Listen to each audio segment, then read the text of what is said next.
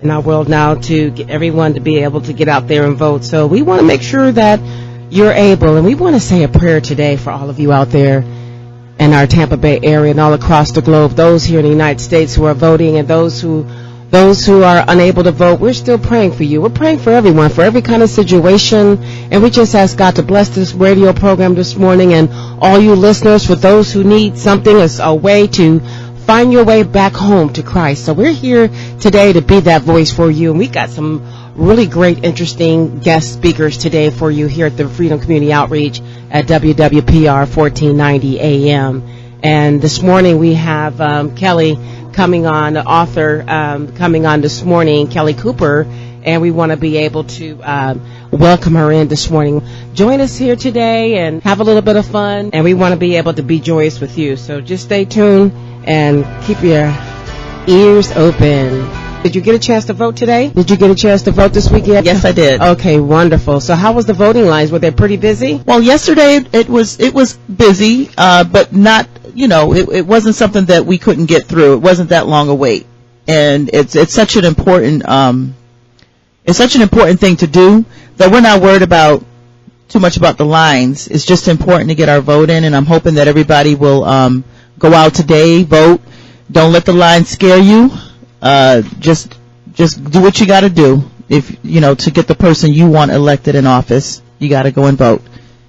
Yes, and when you're in line, like when you said it's not about the lines, and some people the first thing they do is look at the lines. Were you able to stay hydrated? Because I know it's kind of hot out here and 80-something degrees. Were you hydrated? Did you stay hydrated? I was hydrated. I actually voted on Wednesday, okay. My husband and I, but we took our daughters on yesterday, so we were there with them on yesterday. Awesome. So, okay, wonderful. Because it's important for everybody in the family to vote if you're of age. Thank you for calling in, WWPR. Hi, this is Kelly Cooper. Hi, Kelly. Good morning. How are you? I'm fine. We've been waiting for your call, and we just want to welcome you to our show here at WWPR 1490 AM. And I understand that you are an author of a book, and we definitely want to take some time out to talk a little bit about your book. Well, I don't have one specific book, but I have written several ebooks all about the law of attraction that I do sell on Amazon, and I also do some coaching and sell a bunch of products. Helping people learn more about a concept that I think could be a bit misunderstood. Okay. And I understand that your book, it was written from you had a certain type of motivation to help you write this book. What was that? Well, my book, I had a lot of challenges in my life, and that teaching was one of the things that really helped turn things around for me. So I was really inspired to help people, share my perspective on it and my insights. And doing that, I started my blog, I wrote the ebooks, the products, the coaching. So it all just kind of took off from there, just from my own personal experience of seeing what happened when I applied the teachings, when I learned more about it. And I was like, hey, I learned some stuff here. I think I can, share, and whoever resonates with my take, my perspective, my content, hopefully, they'll get something out of it too. Okay, I see. Well, everybody, for those just joining in, this is our guest, Kelly Cooper, and she wrote a book. She wrote Life Made to Order. It's about the law of attraction, the universe. You've read her books about the series, read her book about the universe, and Rhonda Byrne wrote The Secret, did a movie too. So Kelly is the author of a series of books on the universe and the law of attraction. Now, and sharing that with us, with all that you said, and we're just really excited to have you here this morning. So tell us a little bit more. You wrote a book. Now, I think the producer thinks about Babylonians and others that stole biblical principles and search, and ye shall find, and knock, it shall be open, ask, and it shall be given. As a man thinketh, so he is. So Kelly, welcome, and we want to hear a little bit more about your book and how much do laws of attraction owe to biblical principles like ask and seek and knock.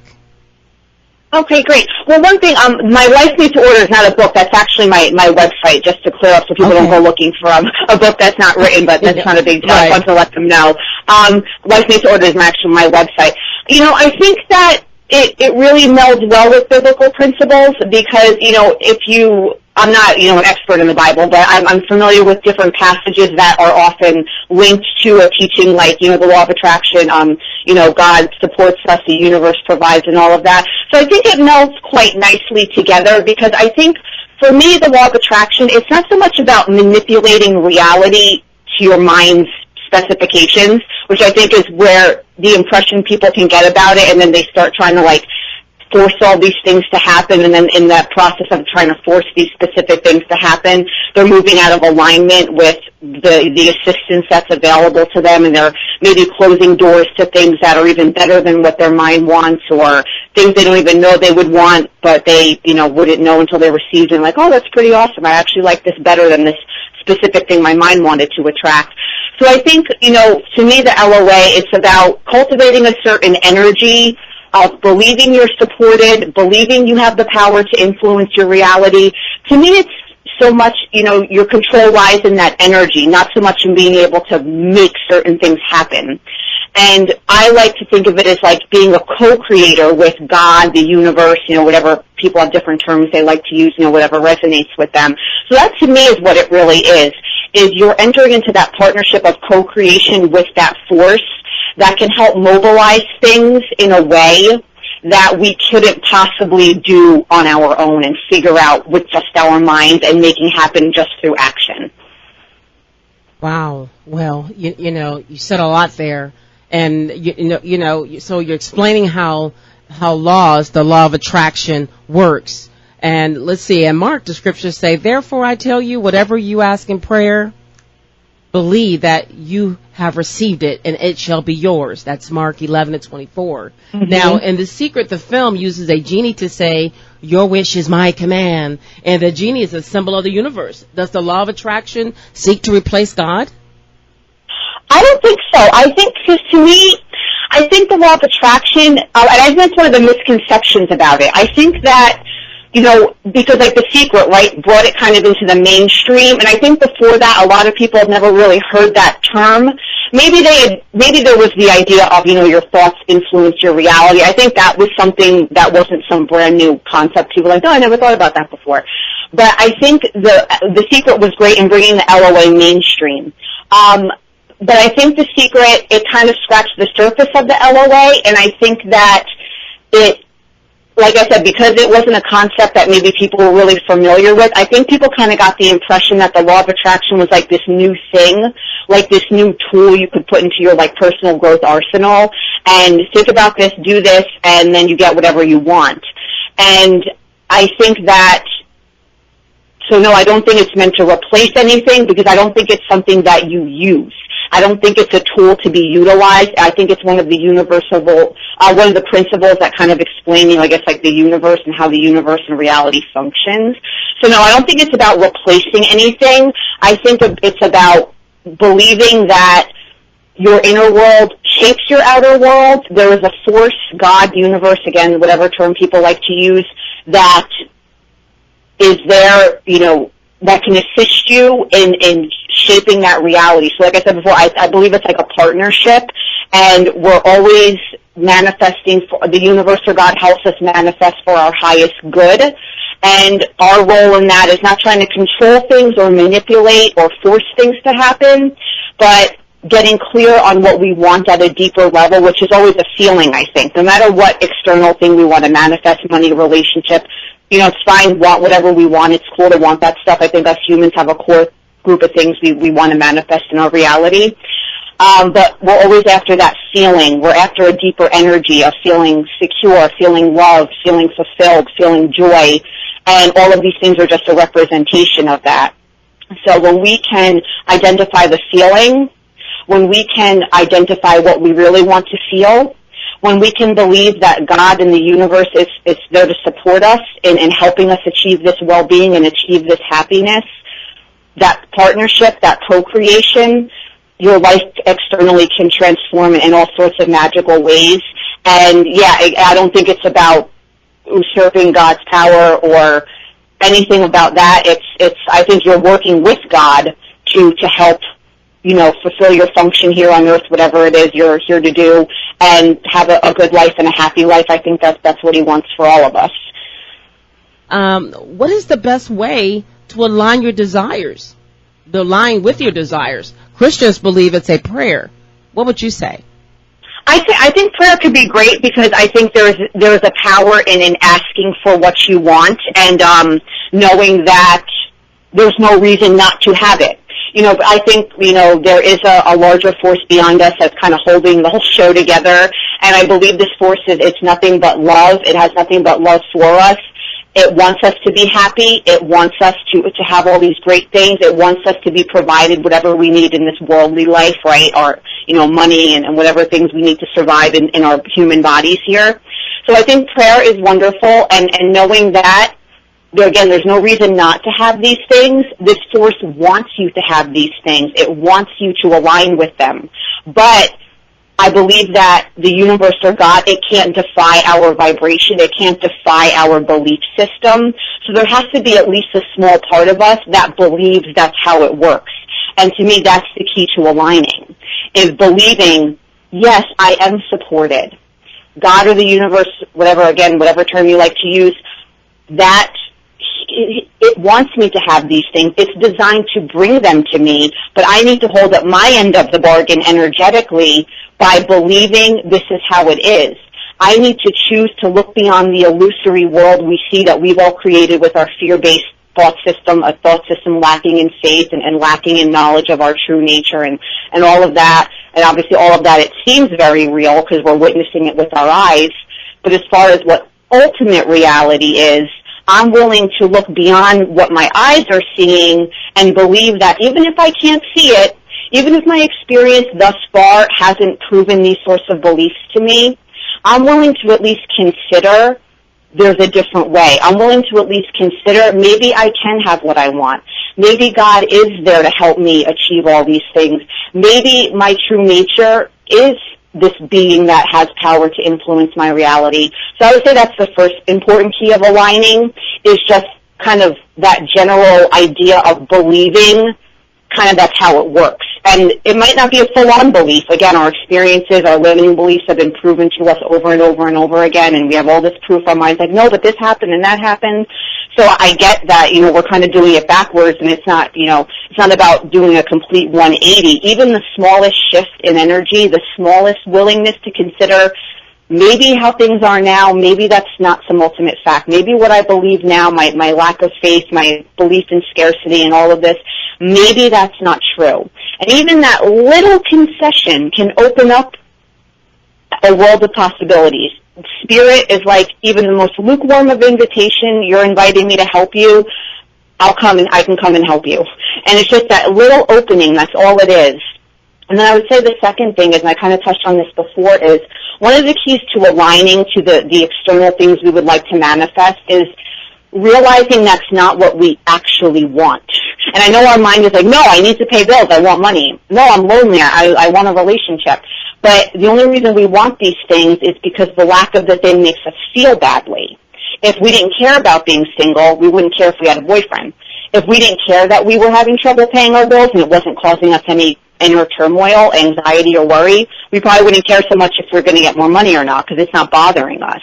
So we realize that at the core we're after feelings. No matter what we want, we want it because we think it will give us a certain feeling. So we want to make sure so when we realize that, a couple of things can happen. Number one, we think, okay, if I'm after a feeling and not this specific thing, what can I do in my life now to cultivate that feeling right now? I don't need that thing to feel this way. What can I do? Then you get more into that feeling, and then you attract more things that mirror that feeling back to you. And then the second thing that helps you with is realizing, okay, if that's not what I really want, then I can detach a bit from getting it. I don't have to obsess about getting it. I don't have to try to force it into my reality. I don't have to keep telling myself I can't feel better until I have it. So I think those two things can really help with alignment, with energy. And then the third thing I would say is, different tools and things that help us shift our focus in a certain way, that help activate certain energies like affirmations, visualizing, making a vision board. I think those things are very helpful, but people have to be careful of not falling into the trap of making manifesting an action-oriented thing, which I think that's one of the things that people get an idea, like law of attraction, it becomes synonymous with visualizing and affirming. So we think, well, if I do these things enough, then something has to change, because we're so used to the world of action equals a result.